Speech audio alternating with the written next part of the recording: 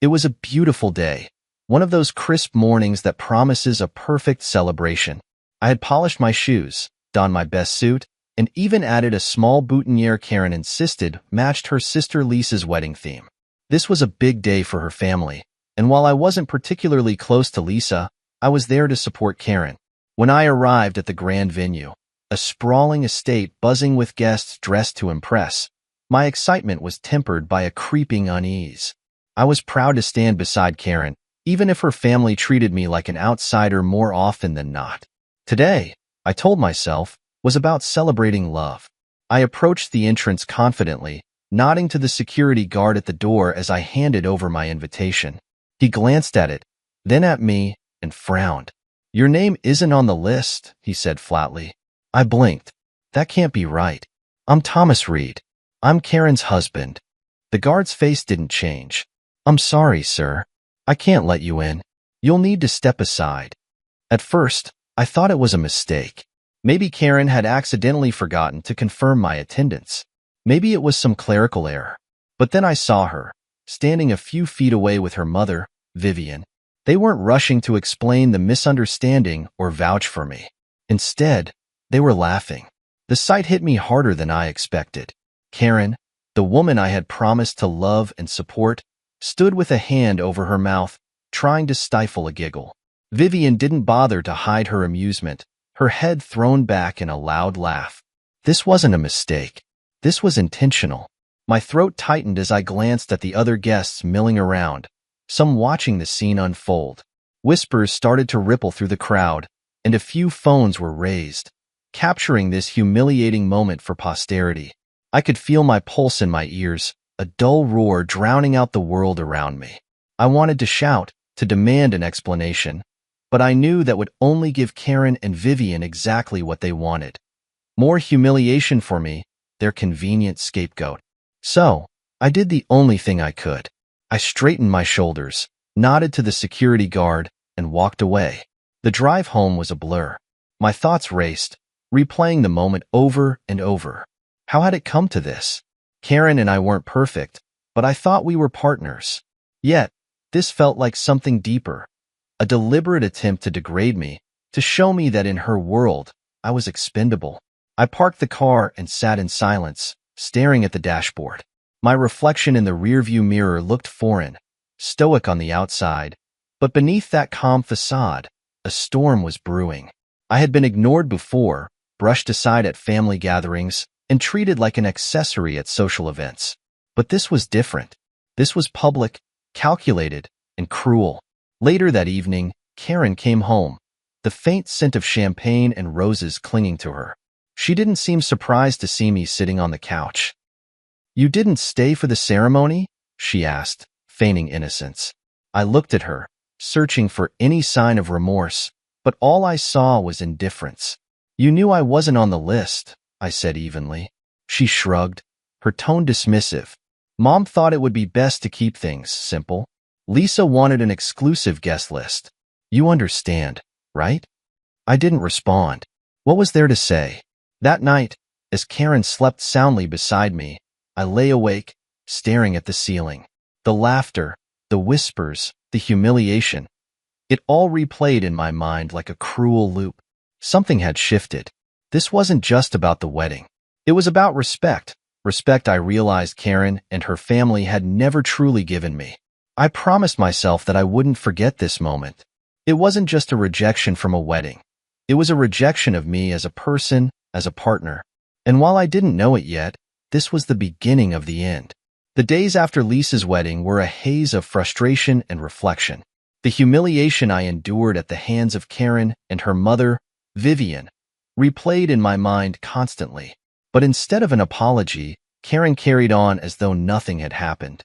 In fact, it seemed like the wedding had only added fuel to her social media frenzy.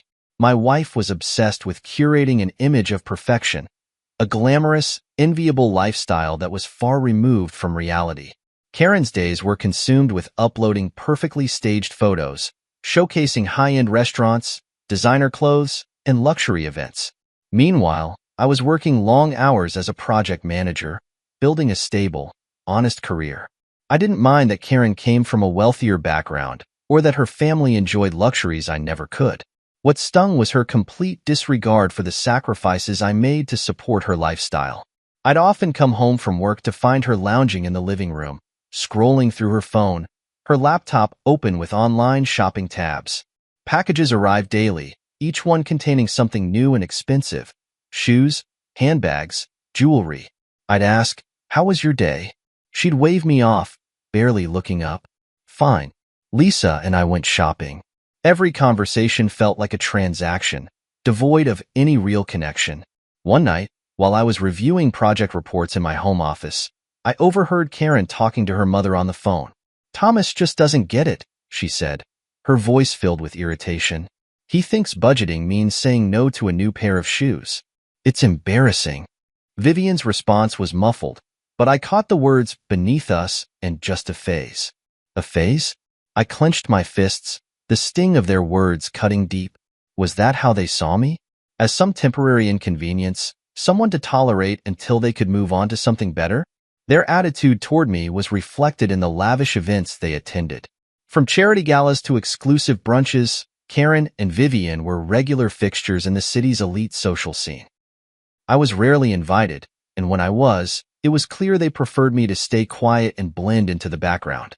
The few times I tried to engage, Vivian would cut me off with a patronizing comment, or Karen would steer the conversation back to herself.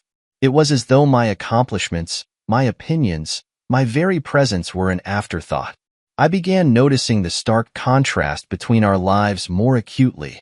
Karen's Instagram feed was a highlight reel of extravagance.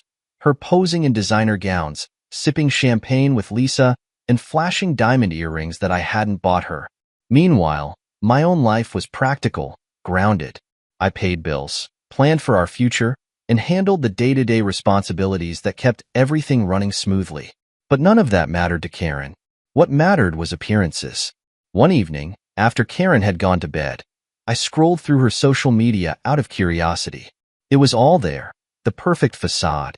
Caption after caption painted a picture of a flawless, glamorous life, grateful for this amazing family and all the blessings in life. My face wasn't in a single photo.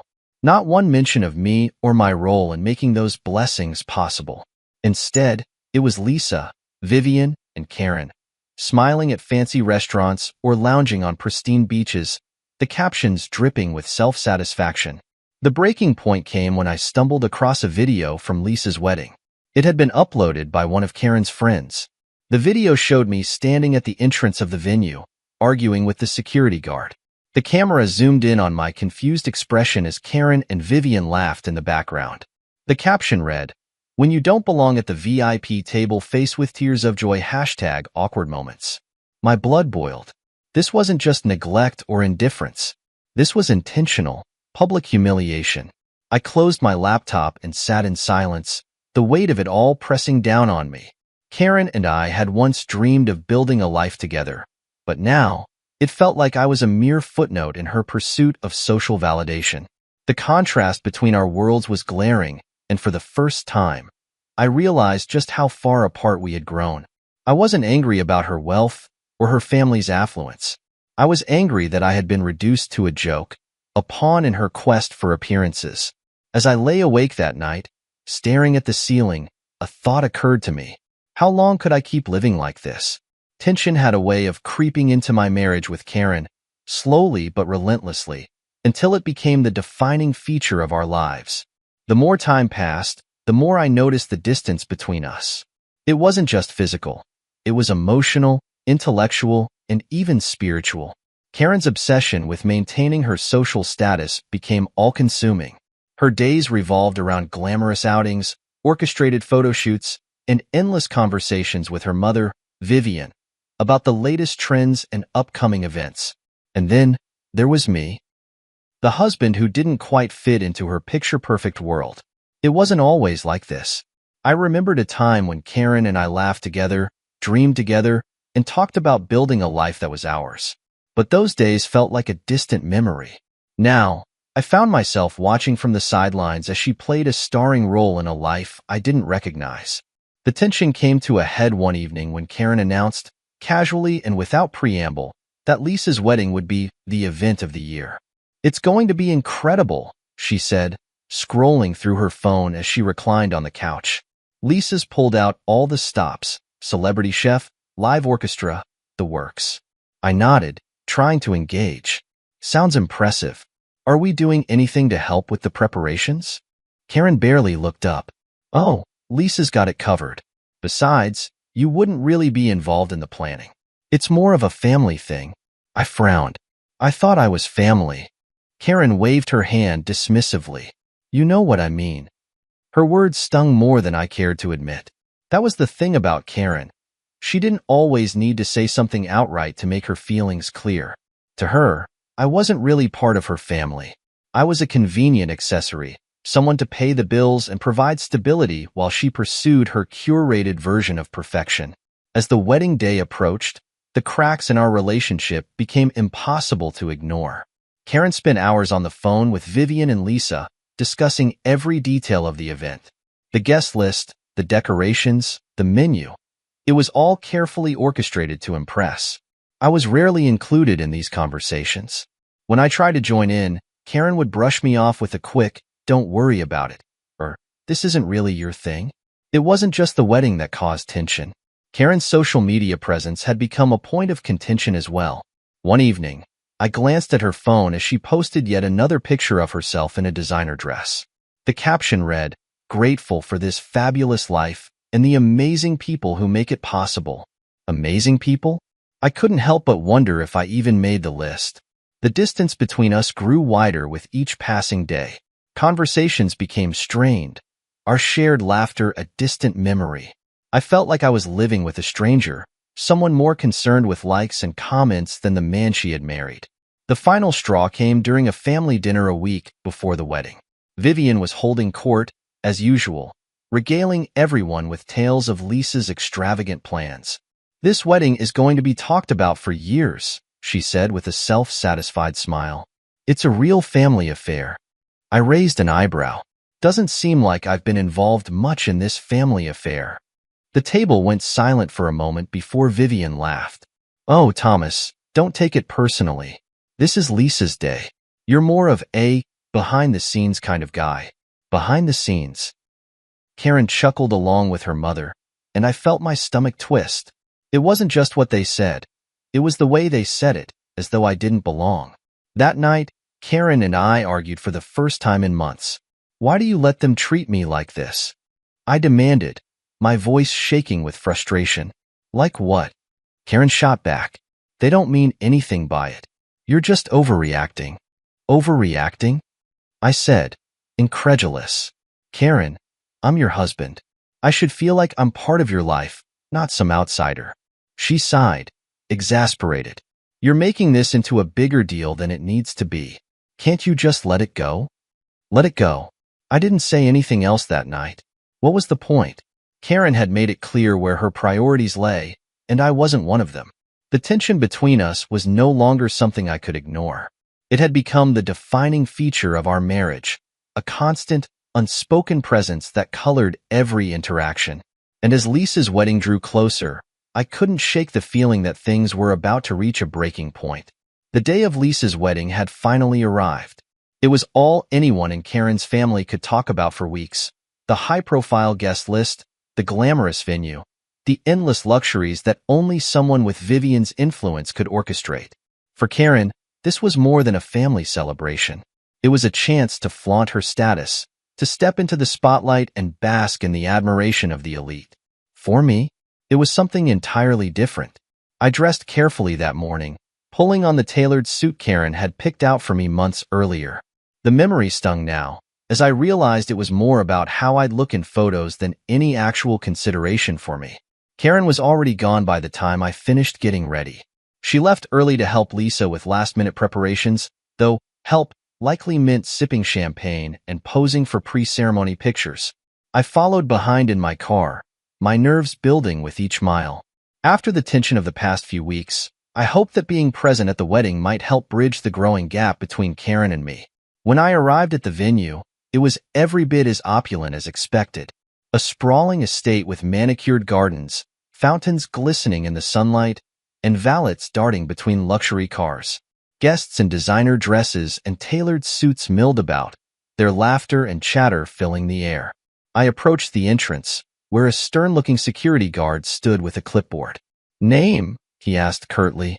"Thomas Reed," I replied, offering a polite smile. The guard scanned his list, his brow furrowing. "You're not on here." For a moment, I thought he must have made a mistake. "That can't be right," I said. "I'm Karen's husband. I was invited."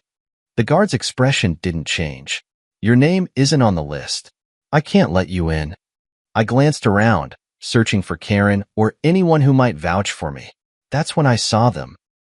Karen and Vivian standing a few yards away, watching the exchange with thinly veiled amusement. Karen turned to her mother and said something, and they both laughed. My stomach dropped.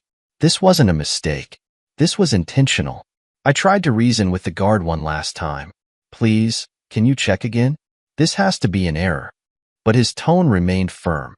"I'm sorry, sir. You need to step aside." As I moved away from the entrance, the reality of the situation hit me like a punch to the gut. Karen and Vivian had orchestrated this humiliation, reducing me to a spectacle for their amusement. To make matters worse, I noticed several guests looking in my direction, their whispers and sidelong glances making my humiliation complete. My phone buzzed in my pocket, a notification from social media. Curious and dreading it at the same time, I opened the app to find a live stream. The video was clear. Me standing awkwardly at the entrance, the guard denying me entry, and Karen in the background, laughing. The caption read, "When you don't make the VIP list. Face with tears of joy #awkward husband moments." My heart raced as I stared at the screen, my face heating with anger and shame. They hadn't just humiliated me in front of their friends and family. They had broadcasted it to the world. I turned and walked back to my car, each step heavier than the last. My hands gripped the steering wheel tightly as I drove away, my mind swirling with a mix of anger, sadness, and disbelief. How had it come to this? How had I gone from being Karen's partner, her confidant, to the butt of her jokes? That evening, Karen came home late, still glowing from the success of the event. "Why did you leave?" she asked casually, as though nothing had happened. "You know why," I replied, my voice colder than I intended. She shrugged, completely unfazed. "It's just a bit of fun, Thomas. Don't take everything so seriously." I stared at her, searching for some trace of guilt or remorse, but there was none. She didn't care. Not about the humiliation, not about my feelings, not about us. That night, I lay awake, replaying the day's events in my mind. The laughter, the whispers, the live stream. It all felt like a cruel joke at my expense. But more than that, it felt like a turning point. This wasn't just about the wedding. It was about respect, or rather, the lack of it. Karen and her family had shown me exactly how they saw me, and it was a truth I couldn't ignore. I didn't know what the future held, but one thing was certain. Something had to change. The morning after the wedding humiliation, I woke up to the relentless buzzing of my phone. At first, I thought it might be work, but as I unlocked the screen, my heart sank. Social media notifications flooded in, tags, comments, and messages, all stemming from that live stream. Karen's fun, at my expense, had gone viral. Strangers I'd never met weighed in on my life, turning my humiliation into their entertainment. I scrolled through the comments, each one more cutting than the last. Imagine being so pathetic your own wife doesn't want you at the wedding. This guy seriously thought he was VIP material? Face with tears of joy. Karen deserves better. My chest tightened as I read them, the words cutting deeper than I expected. I wasn't just embarrassed anymore. I was furious. Karen had crossed a line, and now I was left to face the fallout. When Karen came downstairs, she was her usual self, calm, composed, and completely unaware of the storm she'd unleashed. "Morning," she said breezily, scrolling through her phone as she sipped her coffee. "Morning," I replied, my voice clipped. She didn't notice my tone, too absorbed in her social media feed. That was, until she came across the comments. "Oh," she muttered, her expression shifting ever so slightly. "People can be so mean online." I stared at her, incredulous. "Mean? Karen, They're mocking me because of what you and your mother did yesterday. She looked up, feigning innocence. What are you talking about? The live stream. The comments. The whole scene you orchestrated at the wedding, I said, my voice rising. Do you even realize how humiliating that was for me? Karen rolled her eyes. Oh, come on, Thomas. It was a joke. People are just overreacting. A joke? I repeated, my anger boiling over. You publicly humiliated your husband. How is that a joke? Karen sighed, clearly annoyed. You're being dramatic. If you can't handle a little harmless fun, that's on you. I clenched my fists, struggling to keep my composure. It was clear Karen didn't see, or didn't care about, the damage she had done. Harmless fun, I said, my voice steady but cold. You've turned me into a joke, Karen, and now I'm the one who has to deal with the fallout. She didn't respond, instead turning back to her phone. The backlash wasn't limited to strangers online.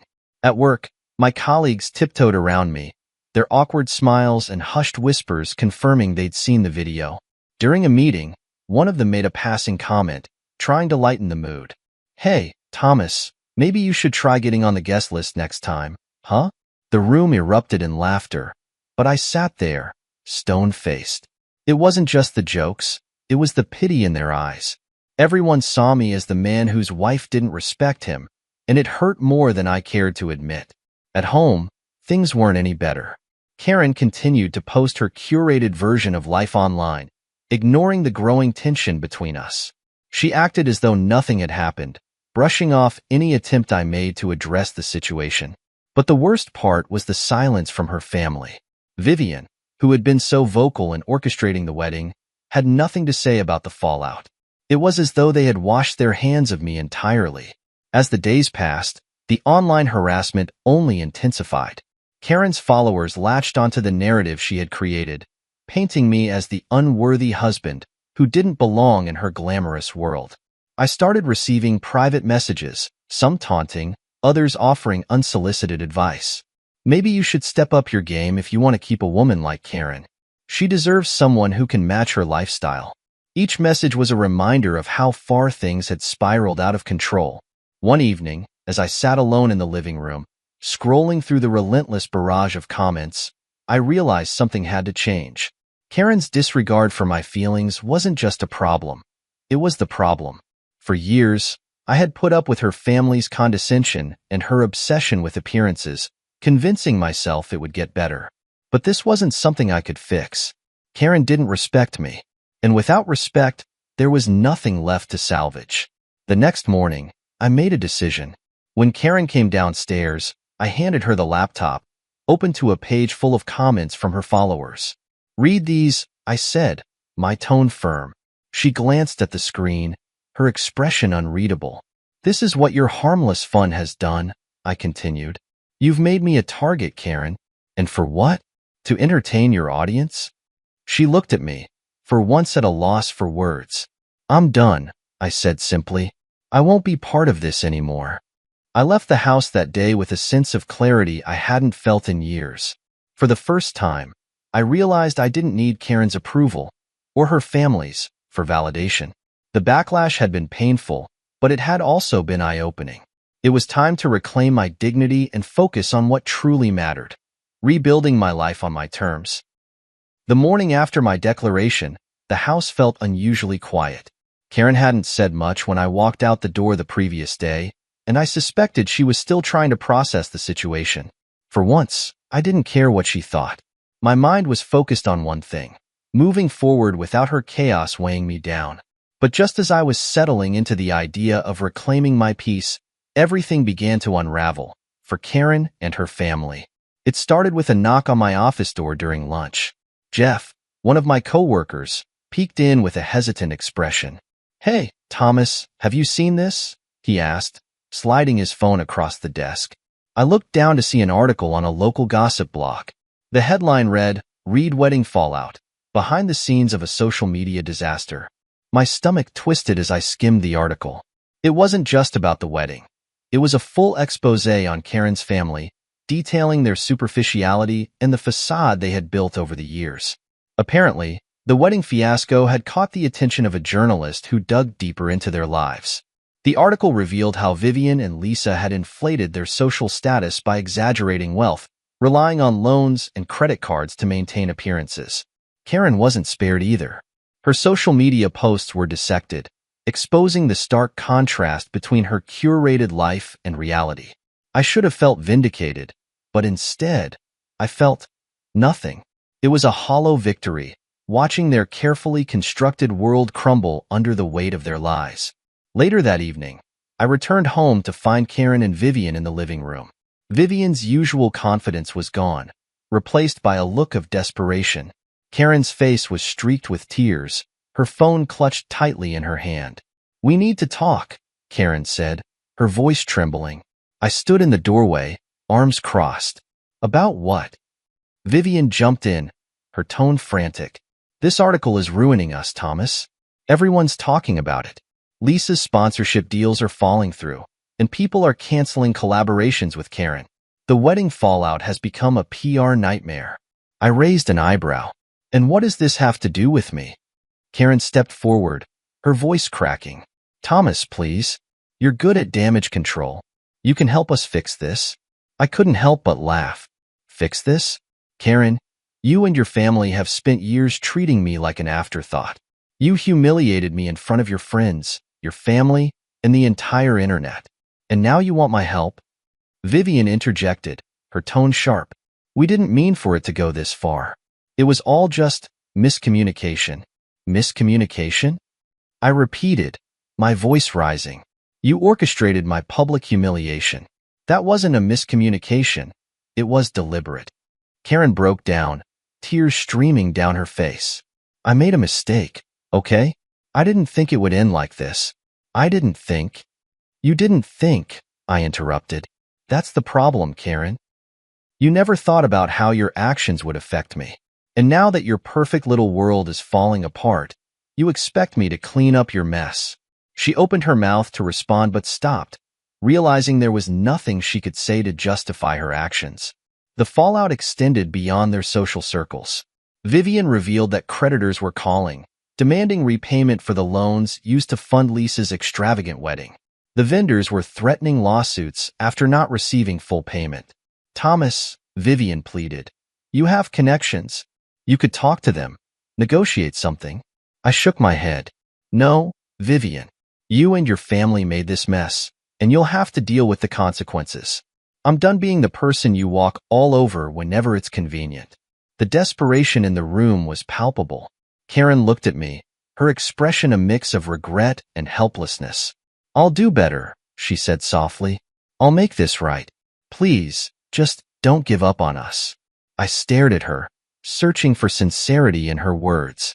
But all I saw was someone grasping at straws, trying to salvage a life that had already fallen apart. "I gave you everything, Karen," I said, my voice steady. "My support, my loyalty, my love. And you threw it all away. I'm not giving up on us. You already did." That night, I packed a small bag and left the house. I didn't slam the door or make a scene. I simply walked away, leaving Karen and Vivian to deal with the wreckage they had created. As I drove to a hotel, I felt an overwhelming sense of relief. For the first time in years, I wasn't weighed down by their expectations or their toxic behavior. The fallout from the wedding had exposed the truth about Karen and her family, and it was clear they were more concerned with saving face than making amends. But I wasn't their scapegoat anymore. I thought I had seen the worst of it. The humiliation at the wedding, the social media fallout, and Karen's hollow apologies were enough to make me believe that nothing else could shock me. But as I moved forward, trying to put distance between myself and her family's chaos, I stumbled upon truths that made everything I'd endured seem like the tip of the iceberg. It started with an unexpected phone call. "Thomas," a voice said hesitantly, "this is Melissa, Lisa's former event planner." I frowned. "Former?" "Yes," she sighed. "I resigned after the wedding fiasco, but I wanted to reach out because, well, you deserve to know what really went on behind the scenes." I gripped the phone tighter. "Go on." Melissa proceeded to unravel a tangled web of deceit and manipulation. She told me about the lavish expenses for Lisa's wedding, expenses that Karen and Vivian had justified as necessary to maintain their image. But what struck me most was how these expenses were funded. The money didn't come from Vivian, Melissa revealed. Karen borrowed against your joint accounts. She didn't tell you? My stomach churned. Karen had drained our savings to fund a spectacle that I wasn't even allowed to attend. The more Melissa shared, the clearer the picture became. Karen and Vivian had been living beyond their means for years, using loans, credit cards, and shady financial maneuvers to maintain their illusion of wealth. But what really made my blood boil was Melissa's next revelation. I overheard something during the wedding preparations, she said, her voice hesitant. Karen and Vivian were laughing about you. They said you were too simple to understand how money worked and that you'd never notice if they used your funds. Her words hit me like a freight train. That evening, I returned to the house, not to reconcile, but to confront Karen and demand answers. She was sitting in the living room, scrolling through her phone as if nothing had happened. Vivian wasn't there, and for that, I was grateful. We need to talk, I said, my voice cold. Karen looked up, surprised by my tone. What's wrong now? I threw the bank statements on the table in front of her. Care to explain this? She glanced at the papers, her face paling as realization set in. Thomas, I can. Don't, I snapped. Don't lie to me. Melissa already told me everything. You drained our accounts to fund your sister's wedding. And you thought I wouldn't notice? Karen's mouth opened and closed like a fish gasping for air. It wasn't like that, she stammered. We were going to pay it back. You know how important appearances are to my family. Appearances? I said, incredulous. You sacrificed our future for appearances? Do you even hear yourself? She stood, her voice rising. You don't understand what it's like, Thomas. My family has expectations, and I had to meet them. You've always been content with your modest life, but I couldn't live like that. Her words stung, but they also confirmed what I had suspected for years. Karen didn't see me as an equal partner. To her, I was a means to an end, a convenient provider who could be discarded when I no longer served her purpose. You used me, I said quietly. Not just my money, but my trust, my love, everything. And for what? To impress people who don't even care about you? Karen's composure cracked. Tears welled in her eyes, but I didn't feel any sympathy. The final blow came when I confronted her about the live stream and her mother's involvement. Was humiliating me at the wedding part of your grand plan too? I demanded. She hesitated, which was all the confirmation I needed. It wasn't personal, she said weakly. It was just fun. People like that kind of drama. I shook my head in disbelief. You humiliated your husband for social media clout. Do you even hear how ridiculous that sounds? Karen broke down, sobbing. I didn't mean for things to get this bad. I was just trying to keep up, to make things work. Her tears might have moved me once, but not anymore. I don't care about your excuses, Karen, I said firmly. You betrayed me, and you betrayed this marriage. There's nothing left to salvage. She looked up at me, desperation etched on her face. So that's it? You're just giving up? No, I said, my voice steady. You gave up on us the moment you chose your family's image over our relationship. I'm just accepting it. I packed the last of my things that night, determined not to look back. As I drove away, I felt a strange mix of emotions. Anger, sadness, relief. The betrayal had cut deep, but it had also given me clarity. Karen's actions had shown me who she truly was, and I refused to let her drag me down any further. It was time to start over, free from her lies and manipulation. It was almost a week after I left when Karen reached out to me. The silence had been deafening on her end. No texts, no calls, until my phone buzzed with her name on the screen.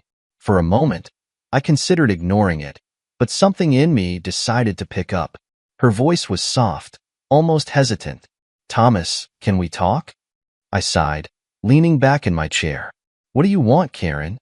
She hesitated. I want to apologize. For everything. Part of me wanted to hang up right there, to shield myself from whatever manipulative tactics she might use next.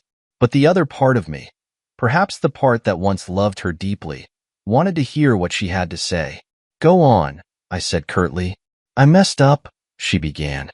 I let my family's expectations get in the way of what really mattered. I hurt you, Thomas, and I don't even know how to begin making it right. Her voice cracked, and for a brief second, I thought she might actually be sincere. Is this about the money, Karen? I asked, cutting straight to the point. Or is it about your reputation falling apart now that everyone knows the truth? There was a pause. It's not about the money, she said quietly. It's about us. About how I took you for granted. How I let myself get so caught up in appearances that I lost sight of what we had. What we had. I repeated, incredulous. Karen, you didn't just take me for granted. You humiliated me, lied to me, and used me. Do you even understand the damage you've done? Her tears came in earnest then, her sobs barely contained. I know, Thomas.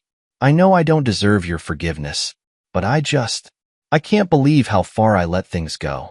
I've lost everything, and it's my fault. Her words hung in the air, heavy with regret, but I couldn't let myself soften. Not yet. Karen, do you even understand what forgiveness means? I asked. It's not just about saying you're sorry and expecting everything to go back to normal. It's about taking responsibility for your actions, about actually making changes. And from where I'm standing, all I see is someone who's sorry because they got caught. She was silent for a long moment, and I could hear her steadying her breathing. You're right, she admitted. I haven't earned your forgiveness. And maybe I never will. But I need you to know that I'm going to try. I'm going to make things right, even if it's too late for us. For the first time, her words felt genuine. But that didn't mean I was ready to let her back into my life. Karen, I said, my tone softening slightly, I appreciate the apology. I really do. But you need to understand that this isn't something you can fix with words. You broke my trust, and that's not something I can easily get back. I know, she whispered. I just wanted you to know that I'm sorry. For everything. I sighed, feeling a twinge of sadness despite my resolve. I hope you mean that, Karen. I really do. But forgiveness doesn't mean going back to the way things were. It means moving forward, separately. After I ended the call, I sat in silence, reflecting on everything that had led to this point. Karen's apology had felt sincere, but sincerity wasn't enough. She had made her choices, and now she had to live with the consequences. For me, the apology wasn't closure. It was confirmation that walking away had been the right decision. That night, I slept more peacefully than I had in months. Karen's apology, while appreciated, didn't change the fact that I had a new life to build. A life free from manipulation, humiliation, and toxic relationships. And for the first time in a long time, I felt hopeful about the future. The day after Karen's apology, I felt a strange sense of peace. Not because her words had magically mended everything, but because I knew I was no longer tethered to her chaos. The weight of her manipulation and my constant attempts to hold our marriage together were gone, and in its place was a quiet clarity. For the first time in years, I focused solely on myself. I started small, tackling the things I had neglected in the wake of our crumbling relationship. My apartment, a temporary refuge after leaving the house, was bare and impersonal, but I began making it my own. A few framed photos, a comfortable couch, and a new coffee maker were simple additions, but they felt like steps toward rebuilding a life that was mine. Work became my sanctuary. As a project manager, I thrived on structure and progress, and throwing myself into my career helped me regain a sense of control. My coworkers, once hesitant to approach me after the wedding debacle, started treating me with a newfound respect. Maybe it was because I carried myself differently, no longer weighed down by Karen's dismissive comments or Vivian's judgmental stares. One afternoon, Jeff, the coworker who had shown me the article about Karen's family, stopped by my office. "Hey, Thomas," he said, leaning against the doorframe. "You seem different lately. Happier, maybe?" I smiled. "I guess you could say I've been doing some spring cleaning, clearing out the toxic stuff in my life." Jeff nodded, grinning. "Good for you, man. You deserve it." His words, though simple, resonated. For so long, I had felt like I was drowning in a sea of other people's expectations. Now, I was finally breathing again. I also began reconnecting with old friends, people I had lost touch with during my marriage. Karen had always discouraged me from maintaining those relationships, dismissing my friends as too ordinary for her taste. One evening, I met up with an old college buddy, Marcus, at a local bar. "You look good, man," Marcus said, clapping me on the shoulder. "Better than the last time I saw you." "Thanks," I replied, sipping my beer. "It's amazing what leaving a toxic situation can do for your sanity." Marcus chuckled. "Well, here's to new beginnings." We raised our glasses, the clink of the toast feeling like a symbolic moment. As the weeks turned into months, I noticed more changes, not just in my surroundings, but in myself. I started running again, something I hadn't done since Karen dismissed it as a hobby for people who can't afford gym memberships. The rhythmic pounding of my feet on the pavement became a form of therapy, a way to process everything I had been through. I also rediscovered my love for photography, dusting off my old camera and venturing out to capture sunsets, cityscapes, and candid moments of life around me. Each photo felt like a snapshot of my journey, proof that I was moving forward, one step at a time. Karen reached out a few more times during those months. Her messages ranged from apologetic to accusatory, depending on her mood. Sometimes she would beg for another chance, claiming she had changed. Other times, she would lash out, accusing me of abandoning her and refusing to take responsibility for her actions. I didn't respond to most of her messages. When I did, it was brief and to the point. "We're done, Karen. I wish you the best, but I'm moving on." The final message came one morning in early spring. "I hope you find happiness, Thomas," she wrote. "I'm sorry for everything." This time, I didn't feel the need to reply. Moving forward wasn't just about cutting ties with Karen. It was about redefining what I wanted for myself. I set new goals for my career, taking on more challenging projects and earning recognition for my leadership. I started traveling, visiting places I had always dreamed of but never prioritized. In the process, I met new people who valued me for who I was, not for the image I projected. One of those people was Clara, a photographer I met during a local art exhibit. She was vibrant, down-to-earth, and completely uninterested in social media clout or superficial appearances. Our connection was easy, unforced. Over coffee one evening, she asked me about my past. I hesitated, unsure how much to share, but her genuine curiosity made me feel safe. "I've been through some interesting times," I said, smiling wryly. She laughed. "Haven't we all? The important thing is where you are now." Where I was now, I realized, was a far cry from where I had been. That night, as I stood on my apartment balcony, looking out at the city lights, I felt a sense of contentment I hadn't experienced in years. Karen and her family had once dominated my life, their expectations and judgments shaping every decision I made. But now, they were just a chapter in my story, a chapter that had taught me valuable lessons about self-worth and resilience. Moving forward didn't mean forgetting the past. It meant learning from it, growing stronger because of it, and using those lessons to build a future that was truly mine. Months had passed since I walked away from Karen and the life we had built, or rather, the life I had sacrificed to maintain while she focused on appearances. In that time, I had discovered a sense of freedom and peace that felt almost foreign after years of living under the shadow of her family's expectations. This wasn't just a new chapter. It was an entirely new book. My days were no longer filled with the tension of trying to measure up to someone else's version of success. Instead, I woke up each morning with a sense of purpose that came from pursuing things that genuinely mattered to me. The apartment I had once considered a temporary refuge was now my sanctuary. I had filled it with pieces of myself, photos from my travels, mementos from new experiences, and the kind of cozy, lived-in charm that Karen would have deemed ordinary. For the first time, I felt like I was truly home. My career was thriving as well. Without the constant distractions and emotional drain of my marriage, I had thrown myself into my work, taking on ambitious projects that showcased my abilities. One particular project, a community development initiative I had spearheaded, earned me recognition from local leaders and opened doors to opportunities one hadn't dared dream of before. It wasn't just about professional success, though. It was about proving to myself that I was capable of greatness, regardless of what Karen or her family had thought of me. Then there was Clara. Our friendship had grown naturally over the months, evolving into something I hadn't expected but deeply appreciated. She had a way of seeing the world, and me, that felt refreshing and real. She didn't care about my past failures or the scars left by my marriage. To her, I was just Thomas, a man rediscovering himself, learning to laugh again, and finding joy in the simple things. One evening, as we walked along the waterfront, Clara turned to me and said, "You seem lighter these days. Happier." I smiled, feeling the truth of her words. "I think I finally am." Karen had reached out a few more times since her final apology, but I never responded. It wasn't out of anger or bitterness.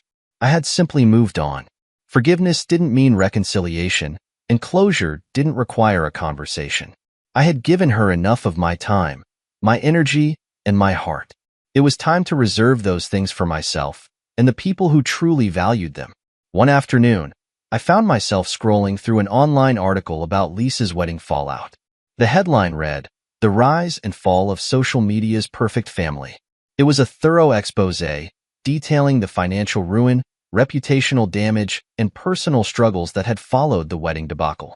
Karen's name was mentioned briefly, her image reduced to a footnote in her family's public implosion.